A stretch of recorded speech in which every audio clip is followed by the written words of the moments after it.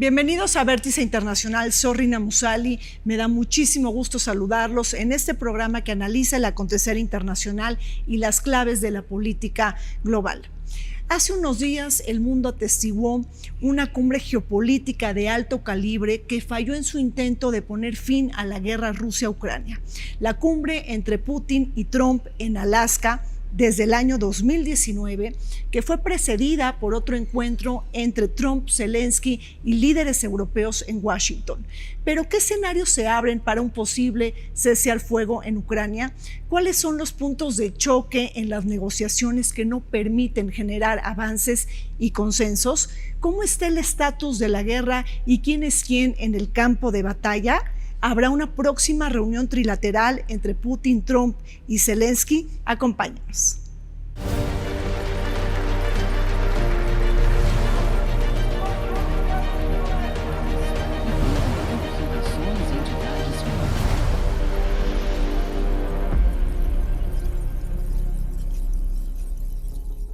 La cumbre Putin-Trump en Alaska, celebrada el 15 de agosto en la base militar conjunta Elmendorf-Richardson en Anchorage, será recordada como un hito geopolítico de alto simbolismo. La primera reunión cara a cara entre ambos líderes desde Osaka 2019 y la primera en territorio estadounidense desde la invasión rusa a Ucrania, que no logró su cometido de finalizar o pausar la guerra. Este encuentro, que buscó abrir una vía de progreso para terminar con la guerra, fue el resultado de semanas de presión calculada de Trump hacia Putin. Llamadas públicas, ultimátums, amenazas de sanciones y aranceles punitivos, incluso contra terceros países como la India por sus compras de petróleo a Rusia, para forzar al Kremlin a la negociación. Mientras que Putin llegó con la mirada puesta en reposicionar a Rusia como un actor imprescindible en el tablero internacional, Trump, urgido de alcanzar resultados rápidos, apostó por construir un compromiso tangible que acercara la paz que no materializó. El mundo ha atestiguado citas recientes de enorme relevancia para la geopolítica internacional. El primer encuentro cara a cara entre Trump y Putin desde el 2019 en Alaska, así como la cumbre entre Trump y Zelensky y líderes europeos en Washington, reuniones que no han alcanzado ni el cese al fuego ni el fin de la guerra en Rusia-Ucrania. Pero ¿qué pasó en Alaska? ¿En dónde están los grandes puntos de choque y las controversias más grandes que atoran una y otra vez las negociaciones? ¿Quiénes son los actores que ganan y pierden en este escenario? Les pido por favor que nos acompañen en esta mesa de análisis. Y bueno, estamos aquí desde el Museo Casa del Risco. Pues para iniciar con este diálogo quisiera presentar a Stephanie Enaro. Ella es analista geopolítica, nos acompaña el día de hoy y bueno, es autora del Manual de Supervivencia Geopolítica. Bienvenida, Stephanie. Gracias, Rina. Hola, Fausto, ¿qué tal? Stephanie. Y está con nosotros Fausto Pretelín, él es analista internacional. Gracias, Fausto, por estar con nosotros. Gusto de saludarte, Rina, como siempre. Gracias. Stephanie, la cumbre de Alaska la podemos leer como un gol diplomático para Putin, un empate para Trump y una humillación para Europa y para Zelensky. ¿O qué balance preliminar tienes de esto? Mira, concuerdo contigo en dos puntos. Sí fue una victoria para Putin porque sale del aislamiento internacional y Donald Trump también gana algo, posicionarse como mediador internacional. No hay que olvidar que él quiere ganar el Premio Nobel de la Paz y esto lo acerca. Pero también hay que ver la reconfiguración global que se ve en esta primera plática, porque fue un cara a cara de Estados Unidos con Rusia. Ucrania y Europa quedaron relegados a un segundo término y esto nos habla de la visión que Donald Trump trae en este nuevo orden global. Claro, tú cómo estás viendo de entrada, Fausto, ¿qué balance puedes hacer de estos días que tuvimos en Alaska? Digo, una reunión de 3 horas y media, pero ¿qué sensación, cómo te deja esta cumbre? Bueno, me deja la sensación de que hay un alineamiento muy claro de Donald Trump con el presidente ruso. No es Yalta del 45 cuando Roosevelt, Churchill le regalan la Europa del Este a los soviéticos, ni tampoco es la cumbre de Viena del 61 donde John F. Kennedy pues es medido por Khrushchev, un poco verde todavía, muy joven. y eso le da pie para hacer el muro de Berlín y sacar los misiles en Cuba frente a Estados Unidos. Entonces, dadas las expectativas que tenía Donald Trump, me parece más que rayaban en lo infantil, ¿no? Un personaje que se enfrenta a un colmilludo en términos políticos como es Putin, y de alguna manera le va desmontando paulatinamente a lo largo de las horas ahí en Alaska sus expectativas y sobre todo le pone sus líneas rojas, que poco a poco durante un fin de semana va más o menos diciendo cuáles son esas líneas rojas Donald Trump. Claro, ahora Stephanie, hablar de Ucrania es hablar de geopolítica mundial, de zonas de influencia, del reparto de poder, y no se podía solucionar, obviamente, como dice Fausto, bueno, pues de manera rápida, en 24 horas, como lo dijo Donald Trump. Por eso están ahí los encontronazos y no podemos ver un final a la guerra entre Rusia y Ucrania. Sí, definitivamente es que Ucrania significa mucho. Para empezar, es la frontera entre Rusia y Occidente, y eso lo hace especialmente simbólica, sobre todo cuando tenemos dos sistemas ideológicos que se están enfrentando. Ucrania forma parte de esa arquitectura de la paz, ¿no? Que Mackinder, que es el padre de la geopolítica moderna, traza después de la paz de Versalles, donde dice que tiene que haber estados pequeños entre los bloques grandes que funcionen como un amortiguador para que no haya tantos enfrentamientos. Entonces, esa es la importancia geopolítica de Ucrania, y aparte trae un mensaje enorme esta guerra, porque yo siempre la he considerado como la madre del nuevo sistema internacional. Ahí pasamos de un mundo unipolar a uno multipolar, donde también se pierde el principio de integridad territorial. Claro.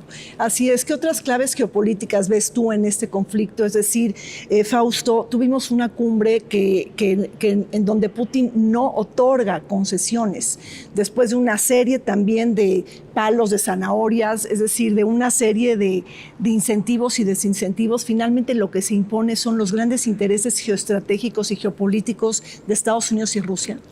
Bueno, yo veo que Donald Trump venía de unos meses de enorme victoria, o varias victorias sobre el tema de los aranceles. Sí.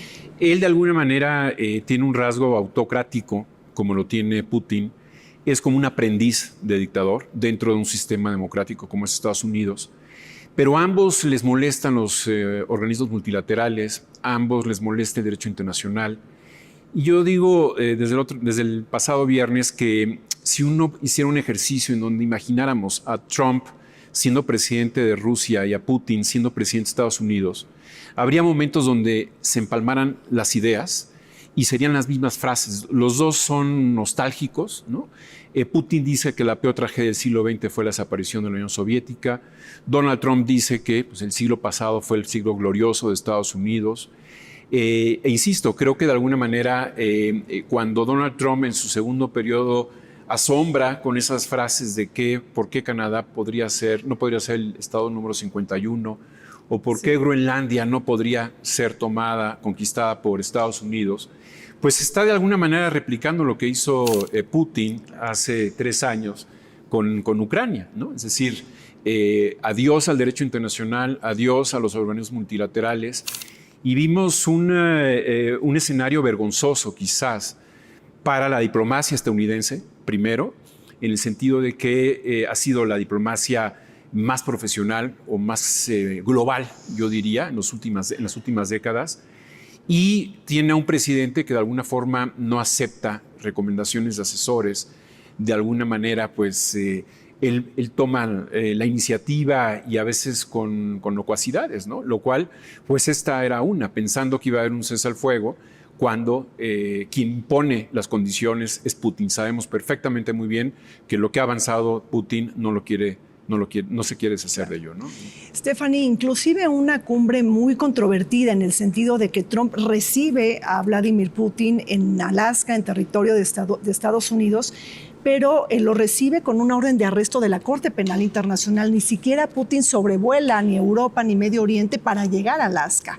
Es decir, esto para Trump fue muy controvertido. ¿Cómo lo capitalizó Trump este acto en particular?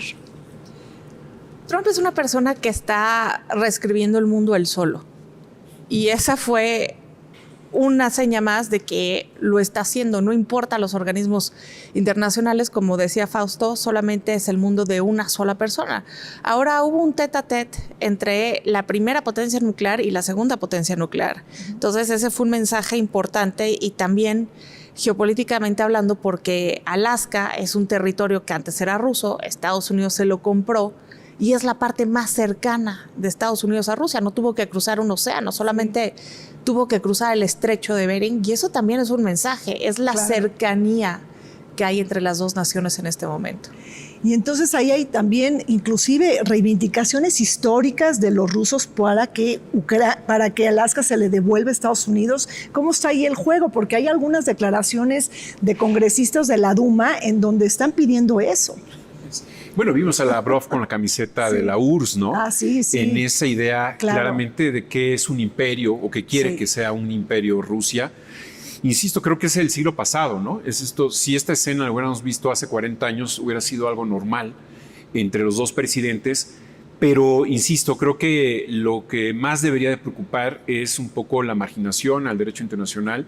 Ahí, un poco retomando lo que decías hace unos momentos, el tema de los símbolos es muy importante, ¿no? Sí. Es decir, la forma en que recibe Donald Trump con la alfombra roja, le aplaude en 3 ocasiones, lo sube a la bestia. Hay quien dice que lo que se dijo dentro de la bestia es lo que realmente importó en esa cumbre, y nunca lo vamos a saber, o quizás sí, no sé, pero habla precisamente de esa enorme simbología que es la diplomacia, y que de alguna manera nos tendría que preocupar a todos los países que de alguna manera como México aspira a que haya un fortalecimiento de los organismos multilaterales, o al menos eso yo pensaría, ¿no? Claro. Ahora, Stephanie, cada símbolo, cada gesto, cada reacción y cada comportamiento en la escena internacional pues juega de manera muy importante en la vida diplomática y geopolítica. Sí, definitivamente, porque estamos en un momento de la historia global donde las piezas se están reacomodando.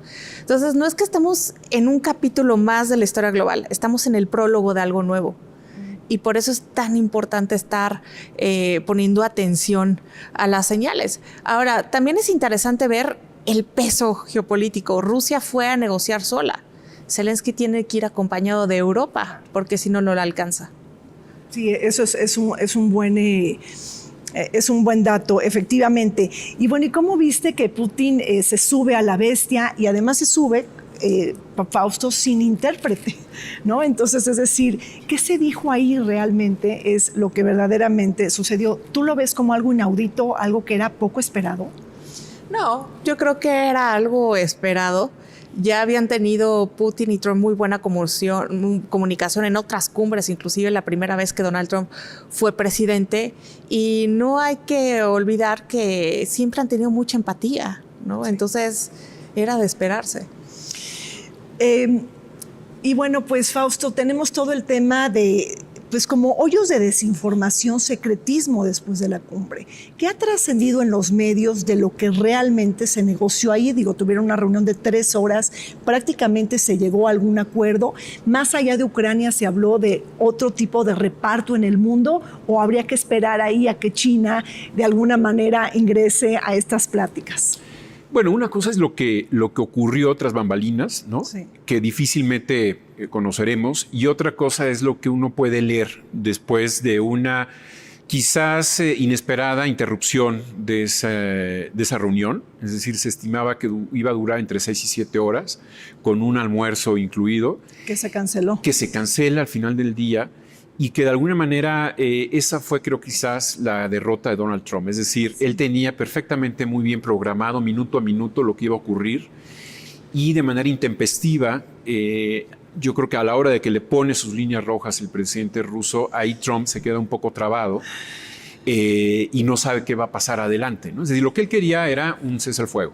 Es decir, Estados Unidos quería un cese al fuego, mientras que el presidente ruso no le conviene un cese al fuego. Es decir, él de alguna manera ha maximizado, potencializado su trayectoria, su ingreso, su penetración hacia lo que es Ucrania, y difícilmente iba a aceptar las condiciones de un cese al fuego, porque reacomoda un poco, tanto para Ucrania como para la misma Rusia, ¿no?, sus estrategias militares.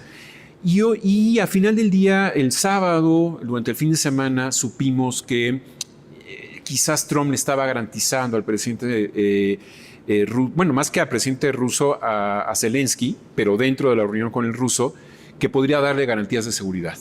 Unas garantías de seguridad que, si lo dice Donald Trump, la verdad no hay que creerle. Es decir, vimos que en 1994 Estados Unidos y Rusia mismo le dio garantías a Ucrania de ayudarle en caso de un conflicto bélico, siempre y cuando le diera el armamento nuclear a Rusia, ¿no? Y vimos que eso es papel mojado. Entonces, yo creo que las promesas que pueda hacer Donald Trump, tanto a los europeos como a propio Zelensky, pues simplemente hay que creer la mitad, porque en realidad pues sabemos que hay un realineamiento claramente con el presidente ruso. ¿Estás de acuerdo con ese realineamiento? Con todo, sí, pero hay un punto importante. Yo creo que las condiciones de seguridad sí podría garantizarlas a Estados Unidos porque le interesan los minerales de Ucrania, no tanto porque le importa Ucrania. Y sí, se ve un realineamiento importante porque pues ya no es una tregua, ¿no? Ya está hablando de un cese-a-fuego, quiere trabajar en las raíces históricas. Y aparte hay que ver que este nuevo orden global también tiene que ver con el cambio físico del planeta. Y podemos ver que el cambio climático ha hecho que el Ártico se deshiele, que se revive el Mar del Norte, que haya nuevas rutas comerciales, de las cuales Rusia controla el 60% y son 45% más cortas que las tradicionales. Entonces, claramente hay un interés de Donald Trump de estar bien con Rusia. Bueno, entonces, bottom line, es decir, a bote pronto, ¿qué podemos decir? ¿Que fue un fracaso esta cumbre o que, por otro lado, pues no hubo resultados concretos, pero se mantiene vivo el proceso de la negociación y la continuidad de las conversaciones? ¿Ahí reside la victoria? Bueno, yo creo que hay varios escenarios. O sea, pudo haber salido peor. Como dije al inicio, no es Yalta, no es Viena. No hay una repartición de territorios por parte de Rusia y de Estados Unidos, al menos eso por el momento sabemos, pero tampoco es la victoria que había presumido quizás Donald Trump un poco antes de la cumbre. Es decir, él creía que iba a salir todo bien y que de alguna manera pues iba a poder, ¿no?, convencer a Putin de que lo mejor era un cese al fuego. Vimos, yo creo que una derrota diplomática de Estados Unidos porque no hace mucho pues amenazó, ¿no?, Putin a Donald Trump Trump a Putin de imponer aranceles, ¿no?, más aranceles de los que ya tiene, si no resolvía esto en menos de 50 días. Después le redujo a 10 días y ya mejor no dijo nada.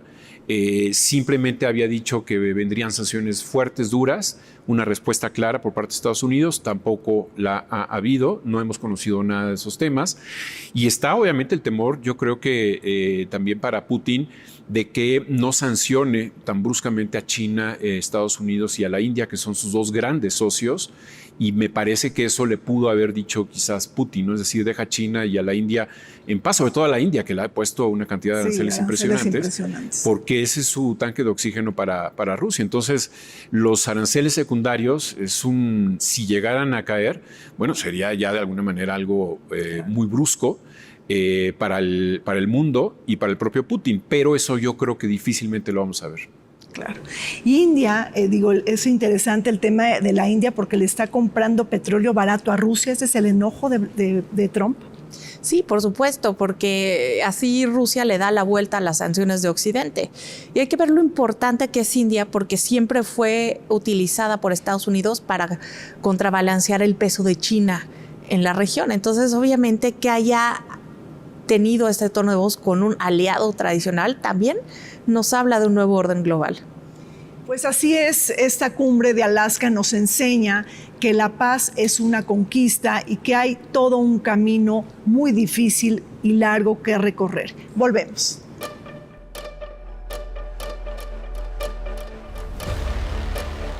La cumbre del 15 de agosto en Alaska entre Donald Trump y Vladimir Putin concluyó sin avances para poner fin a la guerra en Ucrania. Aún así, el resultado dio un respiro a Kiev, ya que el presidente estadounidense evitó ofrecer concesiones unilaterales sobre la integridad territorial ucraniana o acuerdos que pudieran minar futuras negociaciones con participación directa del gobierno de Zelensky. Para Moscú, el avance fue alentador, pues consiguió que Washington aplazara la imposición de nuevas sanciones. Aunque el diálogo no generó resultados concretos, ambos países dejaron abierta la posibilidad de una segunda reunión.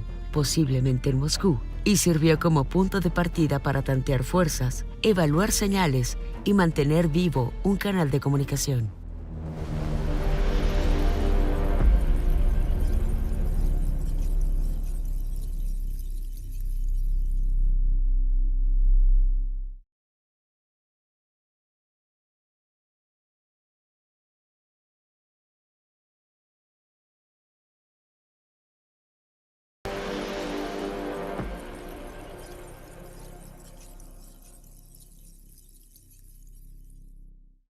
La cumbre de Alaska prescindió de Ucrania, el gran protagonista ausente de la reunión.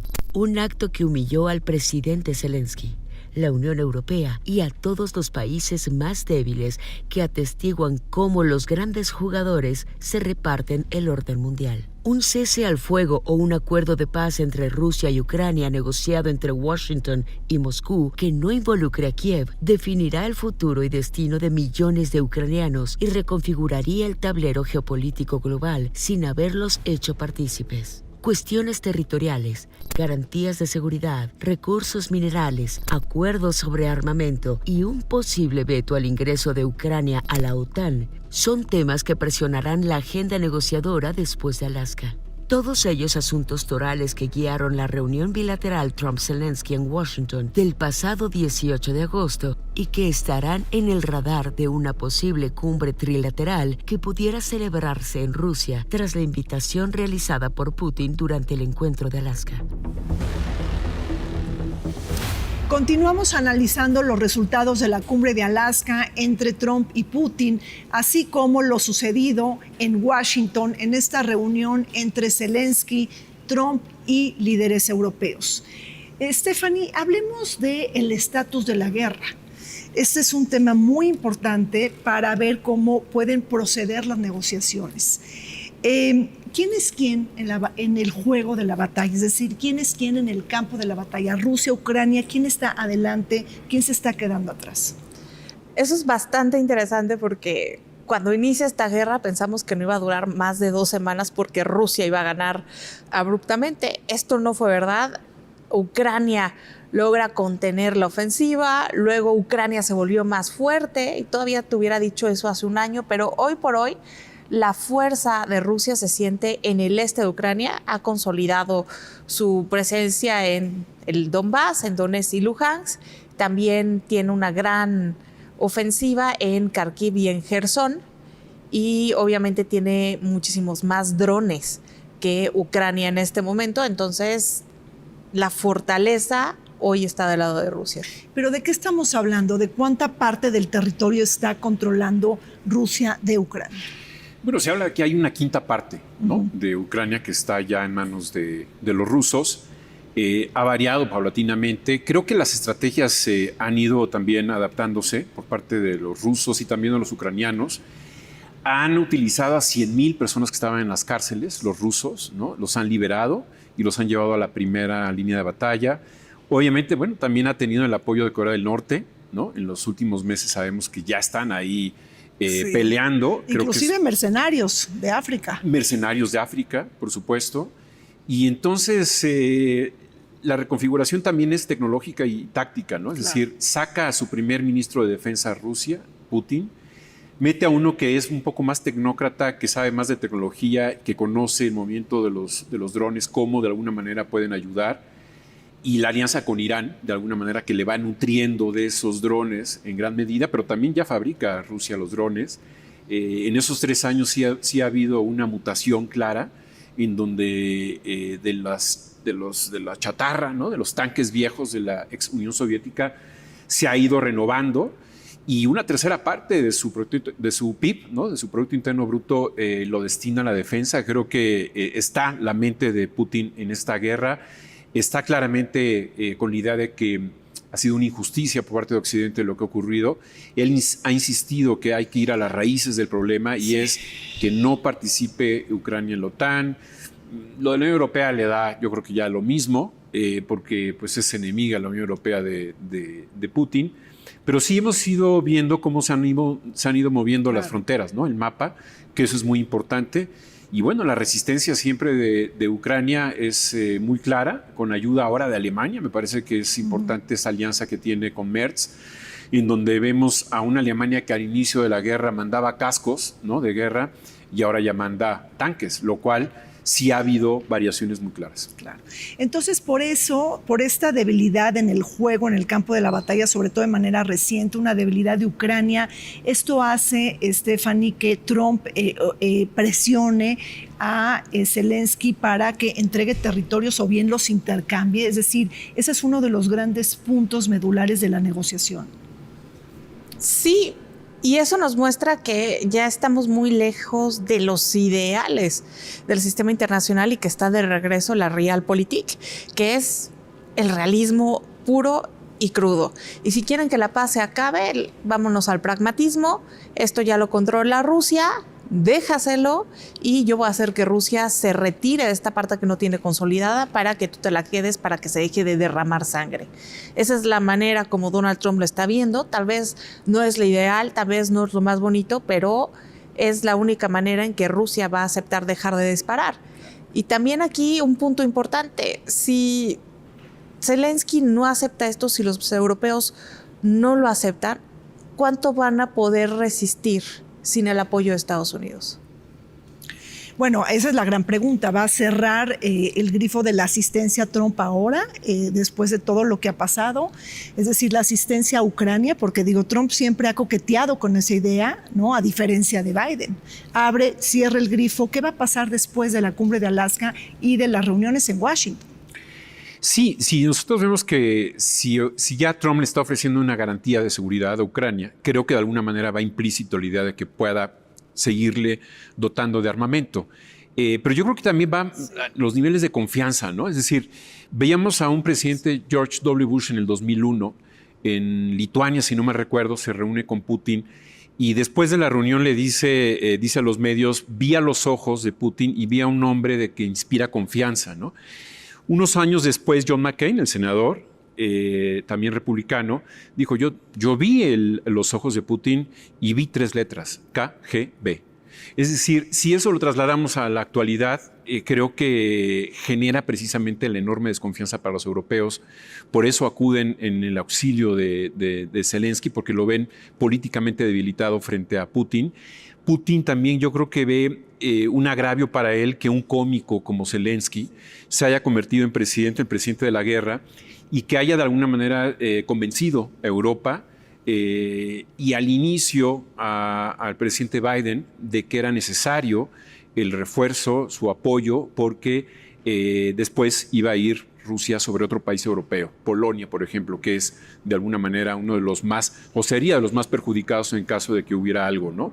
Entonces, esta idea que tiene Putin, por eso me recordé lo de McCain, de que él tiene reacciones y reflejos del siglo pasado, sí, en donde sí se ve todavía como la camiseta de... Sí, esa nostalgia, ¿no? La importancia de la nostalgia en la política y en la política internacional, ¿no? Que ese es otro tema como muy interesante. Así es. Sí. Ahora, Stephanie, Ucrania no ha perdido prácticamente la batalla, pero todo indica que va a perder la guerra por el apoyo que Trump le está dando a Putin. Es decir, Zelensky pues no se va a rendir, no va a aceptar la capitulación. ¿Qué trae entre manos Zelensky después de lo que ha pasado en estos últimos días? ¿Hacia dónde va a apostar estratégicamente Zelensky y los países europeos?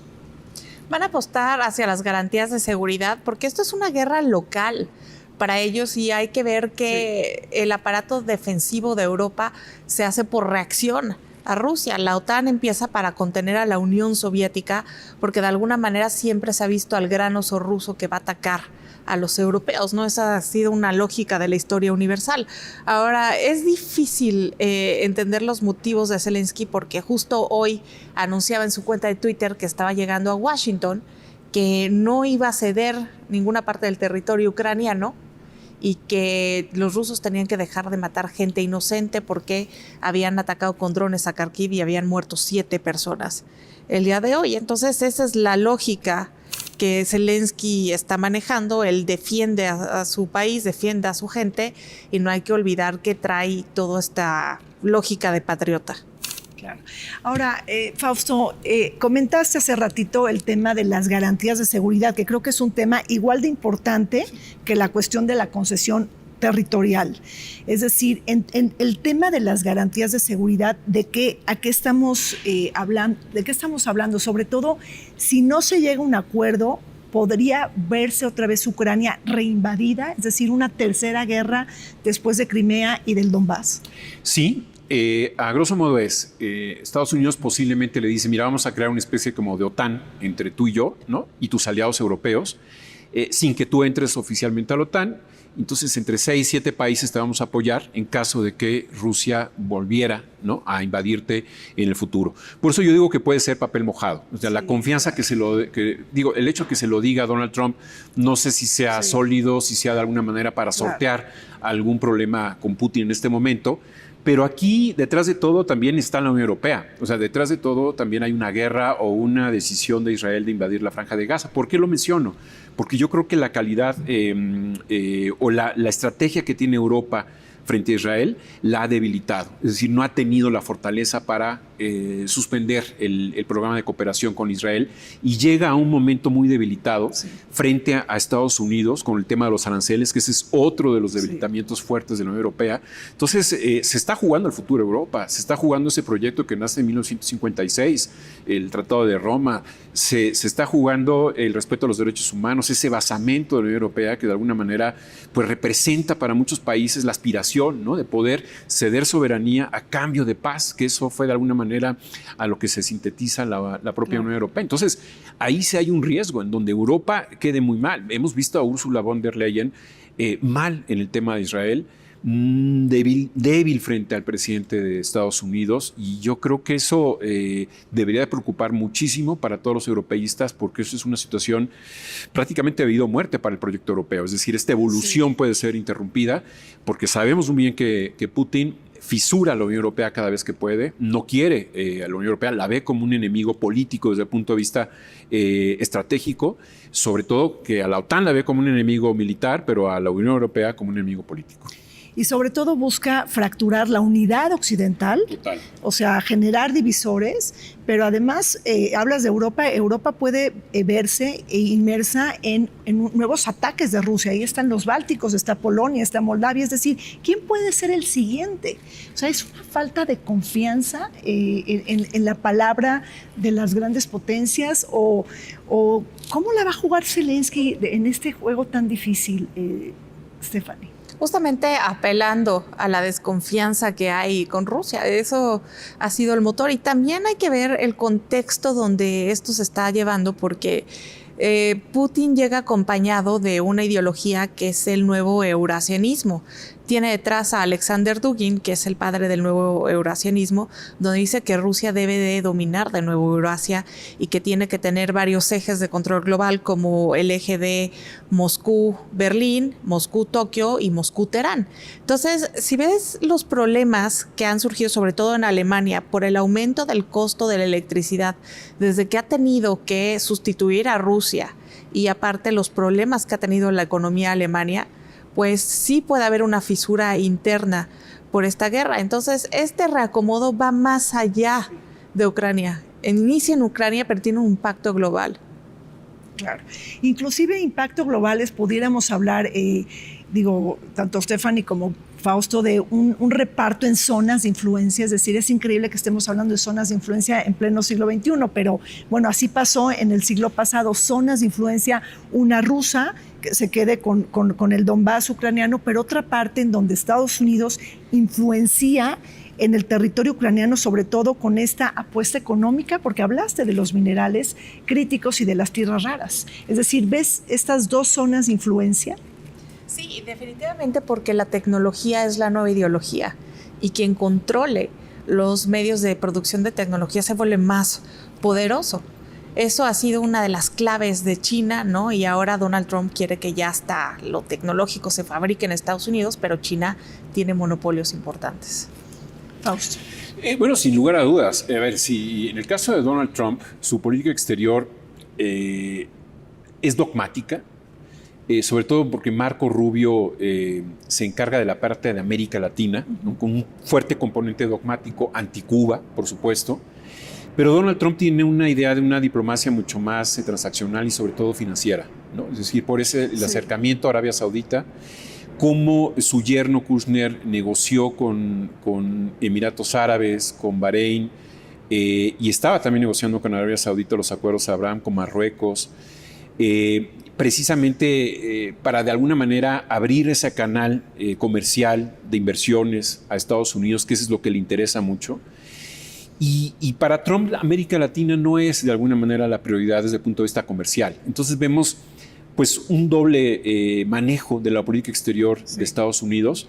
A nosotros en México nos toca Marco Rubio, a Arabia Saudita le toca el presidente Donald Trump, y obviamente en esa región de Oriente Medio y demás, sabe perfecto que de alguna forma pues confía en Netanyahu, confía de alguna manera en que salgan adelante los acuerdos Abraham, sobre todo pues que los pueda ver, sobre todo en el caso de Arabia Saudita, ¿no? Que justo cuando ocurre el atentado terrorista de Hamás, ya estaban las plumas sobre la mesa, es decir, ya más faltaban cosas pequeñas para poder firmar ese acuerdo, lo cual hubiera sido para Irán una bofetada, ¿no? Por parte de Arabia Saudita. Entonces, sí viene esos momentos de reacomodo. Por supuesto, China está observando metódicamente lo que está ocurriendo, con los ojos puestos, sí, con Taiwán. La gran duda es India, ¿no? Estados Unidos ha maltratado mucho a India. Sí. Tardó muchos años, tanto Obama, Biden... y eso que es un gobierno de derecha en India. Sí, en reconstruir una buena relación. Y ahora con el tema de los aranceles, al menos para mí me sorprende, castiga más a la India que a Pakistán, Donald Trump, lo cual, bueno, pues si nosotros enfocamos el problema para esa región, pues para India es una humillación prácticamente, ¿no? Y bueno, el tema del Indo-Pacífico, ¿no? De alguna manera, pues está jugando también acá. Stephanie, se ha hablado de Europa, pero ¿cuál es la contrapropuesta europea de paz? Es decir, ¿con qué llegan los europeos para decir, esta es nuestra propuesta de paz? Ya escuchamos, sabemos el posicionamiento de Putin, ¿cuál es la posición de Europa, ¿no? O sea, pensando en Mark Rutte, en Meloni, ¿no? La primera ministra de Italia. Es decir, estos liderazgos que están, ¿cómo presionan la agenda de lo internacional? Ellos quieren mantener la integridad territorial de Ucrania. Una pérdida territorial para Ucrania es una pérdida territorial para toda Europa. Entonces ese es el simbolismo tan fuerte. Ellos no están de acuerdo en que se ceda territorio y aparte de todo quieren tener más garantías, más seguridad, y hay que reconocer que Estados Unidos siempre ha protegido a Europa bajo su paraguas de seguridad y con Donald Trump eso cambia. Entonces estamos en una época donde Europa está aumentando el presupuesto armamenticio. Esto tenía mucho que no se veía y creo que más que hablar de paz se va a hablar de cómo no hacer la guerra más grande. ¿Estás de acuerdo con eso? Sí, pues mira, el tema es histórico, es decir, Angela Merkel, ¿no? Estuvo con relaciones con Rusia, con Putin, sabe hablar ruso. Los dos gasoductos eran de alguna manera oro para Alemania, entendía muy bien que era necesario aliarse con Putin. Pero en cuestión de horas cambia esa situación y también se replantea un poco el tema del ingreso de Ucrania a la Unión Europea. Es decir, tú mencionabas al inicio del programa sobre temas de corrupción interna dentro de Ucrania, cómo de alguna manera quería bloquear, ¿no? Los organismos anticorrupción en su país. Salió la gente a manifestarse, algo pues, que debería llamar mucho la atención. Y sobre todo, una de las condicionantes de los europeos para Ucrania era, pues, primero arregla el tema de la corrupción en tu país. Entonces, de alguna forma, lo de la guerra precipita todo, cataliza el abrazo que le da Europa a Ucrania, pero tiene todavía muchos pies de página que resolver el presidente Zelensky. Inclusive también un tema muy álgido es el veto que quiere Rusia para que la Ucrania no ingrese a la OTAN. Pero ahí hay algo mucho más de trasfondo, porque se le está negando a Ucrania el derecho a la autodeterminación. ¿Esto cómo juega en las negociaciones? ¿Qué aceptará esto Ucrania? ¿O simplemente la apuesta de Ucrania es seguir, tiene aliados para seguir adelante con la guerra, no ha fracasado la guerra en manos ucranianas y seguir luchando por esta autodeterminación? Es que es curioso que menciones el término autodeterminación, porque cuando tienes una posición geográfica tan importante, es muy difícil tener esa autodeterminación porque no solamente depende de un país en sí, hay más piezas que se mueven. Estás pensando en el Heartland de Mackinder, ¿no? Exacto. Claro. Entonces, obviamente cuando dicen, bueno, es que ¿por qué Ucrania no tiene el derecho de meterse a la OTAN, si es lo que más le conviene? Claro. Pero también sería un riesgo para los demás países de la OTAN de que estallara una guerra con Rusia en cualquier momento, y es una potencia nuclear, ¿no? Entonces eso es lo que siempre ha estado en juego. Y también una de las cosas que Vladimir Putin decía cuando Yanukovych todavía era presidente, que se estaba acercando mucho a Europa, decía, bueno, si tú quieres acercarte de manera comercial a Europa, acércate de manera comercial, pero no te metas a la OTAN porque entonces ya es un riesgo de seguridad nacional para mí. Y es que desde la geopolítica de Rusia, la primera premisa para que Rusia exista es controlar la brecha de Volgogrado, que son 750 kilómetros que van de la costa este de Ucrania a la costa oeste del Cáucaso. Entonces, obviamente, si Ucrania cae en las manos contrarias, eso se pone en jaque y deja de existir. Y esto no es ningún secreto, lo sabían los nazis y por eso llegaron a Stalingrado en las guerras mundiales. Pues así es, un conflicto, una guerra con enormes capas de análisis y bueno, pues un berenjenal que tenemos que seguir descifrando. Vamos y hacemos una pausa. Regresamos.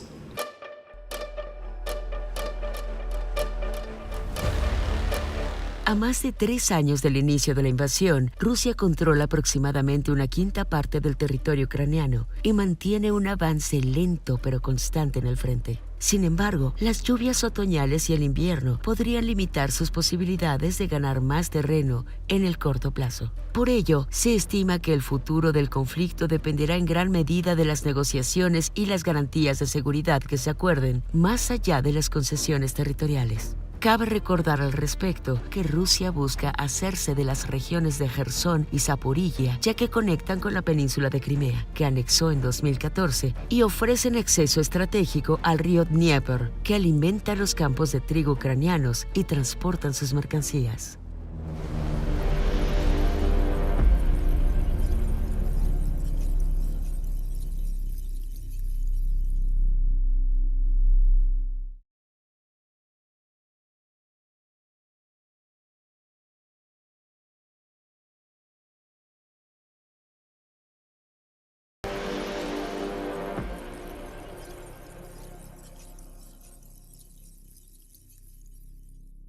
Ucrania teme ser sacrificada tarde o temprano por las ambiciones geopolíticas y estratégicas de Estados Unidos y Rusia. Zelensky, temeroso a sufrir pérdidas territoriales, garantías de seguridad débiles y el riesgo persistente de una renovada agresión rusa, también enfrenta una cascada de desafíos internos significativos. El cuestionamiento por no haber celebrado elecciones en 2024, pese al impedimento de la ley marcial impuesta tras la invasión rusa de 2022, las protestas generalizadas del 22 de julio contra una medida de Zelensky para frenar las agencias anticorrupción y la ola inusual de críticas de la Unión Europea por la opacidad ucraniana, el mayor protector de Ucrania desde el inicio de la guerra, complican aún más el panorama político para Zelensky. Recordemos que Ucrania ha enfrentado múltiples escándalos de corrupción, muchos de ellos relacionados con su actividad bélica. Un hecho que puede invitar a Estados miembros críticos de la Unión Europea como Hungría y Eslovaquia a frenar ayuda financiera y militar a Ucrania.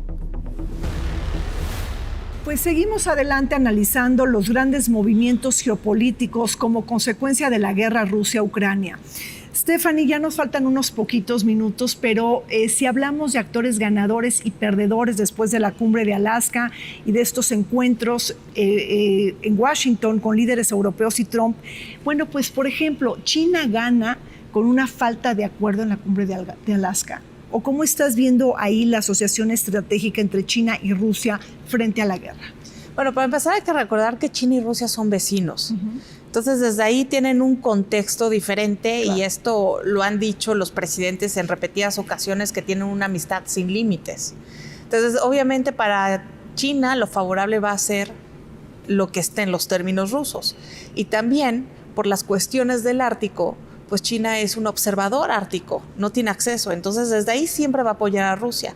Y no hay que olvidar que cuando inició este conflicto, que Occidente toma una posición muy marcada, China intenta tener esa posición de neutralidad y empieza a decir que las preocupaciones de seguridad nacional de todos los países deben ser consideradas. Algo que en otros momentos de la historia Estados Unidos hubiera dicho, pero en esta ocasión lo dijo China. Intentó llevar a Rusia y Ucrania a la paz, no lo logró, sus 22 puntos fallaron y obviamente pues le convendría que Estados Unidos no lo lograra porque así ellos tendrían otra oportunidad. Ahora, una Europa humillada por Estados Unidos y burlada se acercaría más a China y eso sería contraproducente para el mismo Trump. Es interesante esa cuestión porque se tendrían que realinear las cadenas de suministro. Creo que en lo textual podría sonar muy bien, pero creo que será muy difícil acercar ideales y acercar intereses económicos. Claro. ¿Cómo lo ves? No, yo creo lo contrario. Yo creo que ya está conectada Europa con China. De alguna manera, desde que Angela Merkel intuyó que no iba a tener una buena relación con Donald Trump en el primer gobierno, preparó precisamente este cambio de estafeta y este cambio de estructura, en donde tenemos a un presidente, Pedro Sánchez, que ya ha viajado varias veces a China, donde tenemos a Huawei participando en varios países europeos. Creo que de alguna manera se aplica la premisa de que los enemigos de mis enemigos son mis amigos. En ese sentido, creo que para China, Rusia, ¿no?, en este momento le funciona porque desgasta también a Estados Unidos desde el punto de vista diplomático, pero en el momento en que no le sirva a Putin, a China, pues China tomará decisiones por sí sola. Yo creo que China tenía desde hace varios años ya los ojos puestos en Taiwán. Se atraviesa esta invasión de Rusia a Ucrania. No le gusta a China esta situación, pero ya encarrilados en este momento, bueno, pues hay relaciones obviamente comerciales. Encuentra que el petróleo, automóviles, gran parte de su economía están muy unidas. Pero en cualquier momento da un manotazo China. Es decir, solamente, inclusive el propio Donald Trump, dentro de sí sabe perfectamente que debe de respetar a China, porque ya no es el China de hace 50 años. Claro. Ahora, el tema, no hemos tenido tiempo para echar un vistazo a la escena interna política en Ucrania, pero es importante, Stephanie, porque pues hay cuestionamientos para Zelensky. No ha celebrado elecciones desde el 2024. Como dijo Fausto, ha habido protestas masivas por opacidad, de temas de corrupción. Y bueno, pues ha caído mucho su popularidad. Es decir, de alguna manera, pues estos son asuntos que lo debilitan a la hora de negociar. Definitivamente, lo debilitan internamente y también lo debilitan en la mesa, porque eso es algo que Donald Trump trae mucho en el radar y de alguna manera ha sido la retórica con la que se ha manejado Vladimir Putin. Dicen que yo soy un dictador, yo sí celebro elecciones, aunque muy sui generis, pero Volodymyr Zelensky no lo ha hecho, ¿no? Entonces también hay que ver en qué condiciones llega, ¿no? Porque Vladimir Putin siempre ha dicho que él no llega tampoco de una manera democrática, él llega impuesto, y esto que en algún momento podría sonar como un disparate, en este momento cobra vigencia. Claro. Bueno, ¿y ven perspectivas, buenas noticias, ven rumbo hacia una cumbre trilateral? No, yo no la veo. Yo creo que en el memorándum de Turquía, Rusia pide explícitamente que haya elecciones en Ucrania, es decir, ya no quiere tener como interlocutor a Zelensky. Otra cosa es que le haga caso Zelensky a Europa, pero eso sí deja muy claro que hay esa adversidad que imposibilita para Putin reunirse en una mesa con el presidente de Ucrania, a menos claramente de que pues acepte las condiciones que le impone Putin y diga, pues bienvenido, mañana firmamos la paz y nos encontramos. Pero de otra manera, y creo que ese es el escenario más lógico, sería que esto se va a prolongar, va a ser una guerra de que va a durar muchos años. Tristemente, ojalá me equivoque, porque en términos políticos sí veo que está colapsado todo. Sí. Ahora, hablando de siguientes acontecimientos y fechas próximas, apuntemos ahí el ojo. El 3 de septiembre, prácticamente Putin y Xi Jinping se verán las caras en el 80 aniversario del fin de la Segunda Guerra Mundial en China.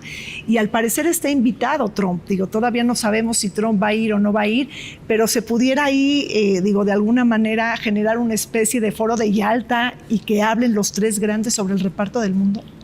Definitivamente, porque estamos ya en un sistema multipolar y eso lo estamos viendo en la erosión de valores universales, ¿no? Ya el mundo se está dividiendo como rebanadas de pastel, y a pesar de que la rivalidad sea entre Estados Unidos y China, su economía también está interconectada de una manera bastante interesante, entonces por supuesto que va a ser un punto de inflexión. Bueno, pues muchísimas gracias a Stephanie Enaro y a Fausto Pretelín por habernos acompañado. Y bueno, pues sí, una guerra que ha perturbado el orden internacional. Hacemos una pausa, continuamos.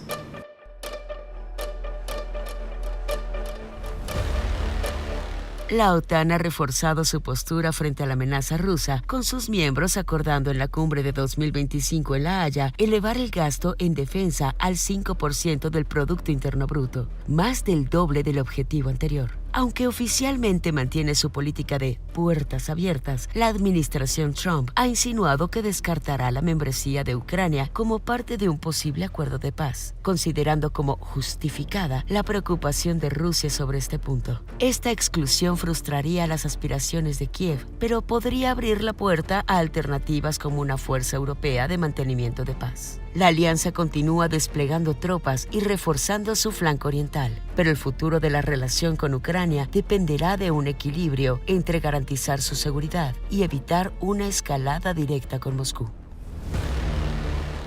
Llegamos al fin de Vértice Internacional. Me despido de ustedes no sin antes agradecer enormemente al Museo Casa del Risco todas las facilidades brindadas para la grabación de este programa. Nos vemos próximamente en Vértice Internacional.